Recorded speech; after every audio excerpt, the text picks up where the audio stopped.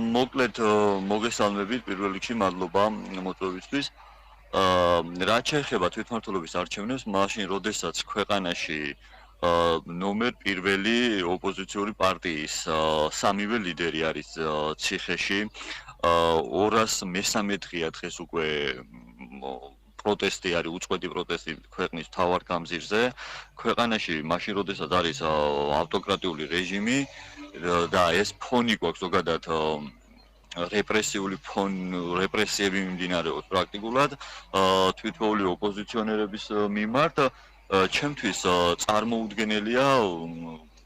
ამ მდგომარეობით თვითმმართველობის არჩევნებზე საუბარი და მით უმეტეს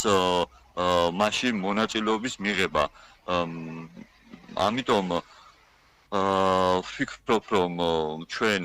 პირადად ჩემი კოალიცია ბოიკოტს უცხადებთ ამ მდგომარეობით თვითმმართველობის არჩევნებს და მიმაჩნია, რომ ამ მოცემულობით აზრი არ აქვს მონაწილეობის მიღებას. მე ყოველდღიური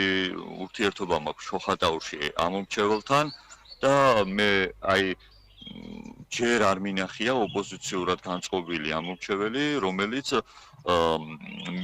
ფიქრობდეს თვითმმართველობის არჩევნებში მონაწილეობის მიღებაზე. ხალხი კატეგორიულად ამბობს, რომ არც ერთ შემთხვევაში არ მივალთ ჩვენ არჩევნებზე, იმიტომ რომ აზრი არ აქვს იმ ფონზეც, რა დღევანდელი განცხადების თუ